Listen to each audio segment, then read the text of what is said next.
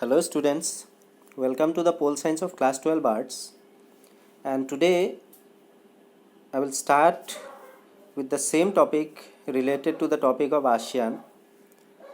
And in the previous class we read about the three pillars of ASEAN community, if you remember, namely the ASEAN Security Community and the ASEAN Economic Community. So in relation to the first pillar, that is ASEAN Security Community, we read about its functions, and we also read about the ASEAN Regional Forum, which carries out coordination of security and foreign policy. After that, we read about the ASEAN Economic Community, under which we read that it is trying to create a common market and production base. After that, we also read about the free trade area, which comes under Economic Community. So in order to understand about AFTA, that is ASEAN Free Trade Area, we again elaborately read about the three functions or points that is related to ASEAN Free Trade. And lastly, we read about the AFTA's success actually related to its export. When it was during its formation, it was around USD 43.26 billion in 1993, but in between 3 years it jumped to around USD 80 billion. So today we will start from the third pillar of the ASEAN, that is the ASEAN socio-cultural community. That means social and cultural. So let us proceed then. To combat the pitfalls of capitalism and free trade, namely disparity in wealth and job loss, this community focuses on disadvantaged groups such as rural workers, women and children. So it will analyze what? It will analyze all the pitfalls of capitalism and free trade. Clear? And what comes under pitfalls of capitalism and free trade? Namely disparity in wealth and job loss. That means if we are trying to see the negative effects of capitalism and free trade, if it is there, so what will be coming out of that? Number one is that it will have a disparity in wealth also. That means gradually decreasing of wealth in an individual's life, and might be if that individual is doing job, so he or she may also face the loss of job. So in order to combat, that means in order to take out solutions, in order to understand, in order to fight out that this should not happen to the individuals second time, so the ASEAN socio-cultural community will look after this in order to combat, which is actually the loss of wealth and loss of job is due to the negative effects of capitalism and free trade. So after having or after combating this socio-cultural community related to ASEAN, will focus on what? The disadvantaged groups such as rural workers, women and children. So this community actually focuses on number one, the rural workers, those who are from the rural areas, the number two, the women sections, and number three, the children. So this community will focus to develop these three groups, namely the rural workers, the women and the children. So these are the works related to the socio-cultural community. After that, one more point was there under ASEAN, which was known as ASEAN Vision 2020. So in 1997, the ASEAN leaders adopted ASEAN Vision 2020, which aimed at forging closer economic integration within the region. That means what? The ASEAN leaders, the 10 member countries and their leaders adopted what? One vision they prepared, that means aims or visions was there, and they named it as ASEAN Vision 2020.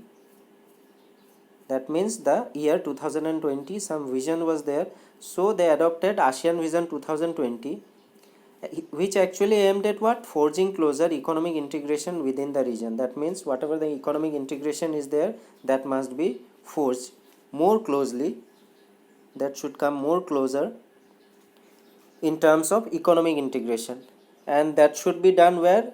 Within the region, that means within this 10 ASEAN member region.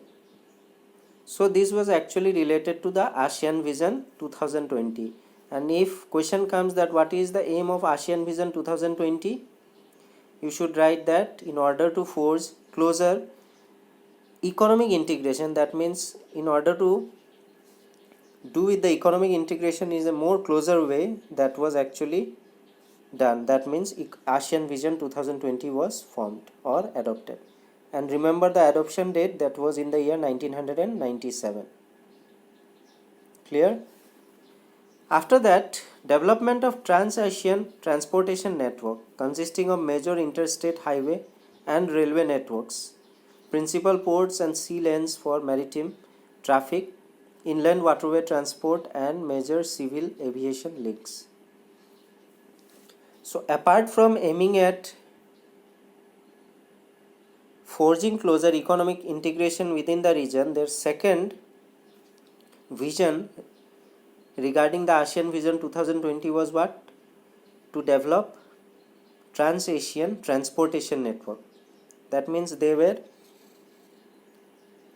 viewing of developing ASEAN Transportation Network in terms of where they will set up or develop this Trans-Asian Transportation Network, that will be related to interstate highway also, number one. The number two will be for developed railway networks. Then after that, number three, it will also be for the principal ports, that means port areas and sea lanes. This will fall under number 3 category, that means ports and sea lanes for maritime traffic. The number 4 will be for inland waterway transport. Clear? And number 5 will be for major civil aviation links. That means by roadways, by waterways, by highways. So regarding all this network consisting of roadways also, railways also, the ports and sea lanes also, and through airways also, they were trying to develop this transportation network consisting of what? Number 1, interstate highway and railway networks. Number 2, ports and sea lanes. Number 3, inland waterway. And number 4, civil aviation links.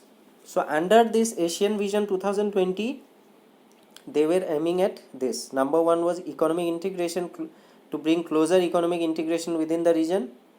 The number 2 was to develop Trans-Asian Transportation Network. And in this, in between this, inside this Trans-Asian Transportation Network, what will come? Interstate development of interstate highway and railway networks will come, number 1. Number 2, principal ports and sea lanes for maritime traffic will come. Then inland water transport, the development of inland water transport will also come. And last but not the least, major civil aviation links will also come under this. So this was all about the ASEAN Vision 2020, which was actually adopted in the year 1997. Remember this date.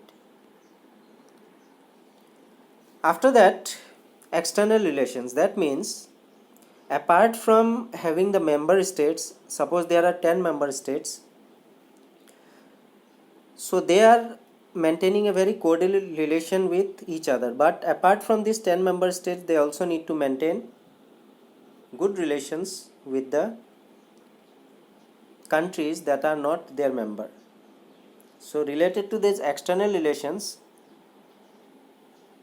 ASEAN has made major strides in building cooperative ties with states in the Asia Pacific region. That means in the Asian continents also and in the Pacific region also. Both the region, apart from this, from their Southeast Asian region, they have also successful in building good relations with the countries related to Asian continents also and in the Pacific region also. Consistent with its resolve to enhance cooperation with other developing regions, ASEAN maintains contact with other intergovernmental organizations also. Clear? So as ASEAN is also itself regarded as the developing intergovernmental organization, so it is, along with maintaining relations with the other countries, it is also maintaining relations with other intergovernmental organizations also. You can suppose assume the name of European Union also as for example. So like this, it has been, the ASEAN has been successful, very much successful in maintaining the external relations. And regarding these external relations, we would try to actually understand how it is maintaining the external relations, that means the relations beyond their member countries.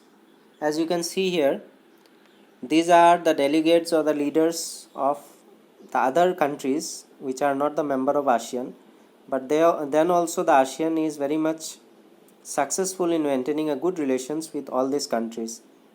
In the picture you can see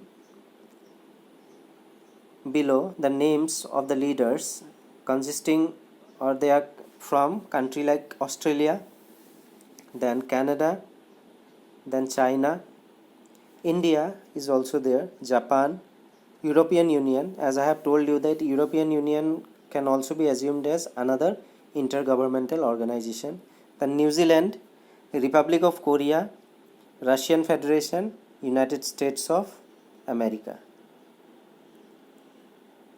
Clear? So through this picture you can see that the ASEAN is very much successful in maintaining the external relations also. These are all what? The dialogue partners, or you can say along with the dialogue partners they are also participating in the trade areas also with these countries, namely Australia, Canada, China, India, then Japan, organization like European Union, New Zealand, Republic of Korea, Russia or the Russian Federation, and United States of America. Clear? Apart from this, one more picture is there, which is the picture of ASEAN Summit actually. This is the meeting related to all the member countries that are there. How a meeting is held or how a summit is actually held in the ASEAN platform. You can have a look the picture most elaborately. This is the 8th ASEAN Regional Forum. I told you about ARF, if you remember, that was formed in the year 1994. Clear? About the ASEAN Regional Forum. So this is the ASEAN Summit which is related to ASEAN Regional Forum. And what is the function of ASEAN Regional Forum? That was actually established in 1994 and it carries out what? Coordination of security and foreign policy. So this summit is all about that only. If you can look here. It is in the year 2001, 23rd July. So with this I will wind up today's topic. So in today's topic we read about the ASEAN Vision 2020. After that we also read about the ASEAN socio-cultural community. Sorry. After that we read about how the ASEAN actually maintains external relations. Along with maintaining external relations, they are also maintaining these relations with the Asian continent also, Pacific region also, and along with some intergovernmental organizations also, such as European Union. We have gone through this picture in which this is about one kind of a meeting in which we can see countries like Australia, Canada, China, India, Republic of Korea are participating. And lastly we have seen the pictures related to ASEAN Summit, which is about, under this ASEAN Summit, it is the 8, that means 8 in number 8 meeting of the ASEAN Regional Forum that was actually held in the date 23rd July 2001. So I hope that whatever the points I have made you understand today, it is now very much clear to you. With this, I will wind up today's topic. Thank you.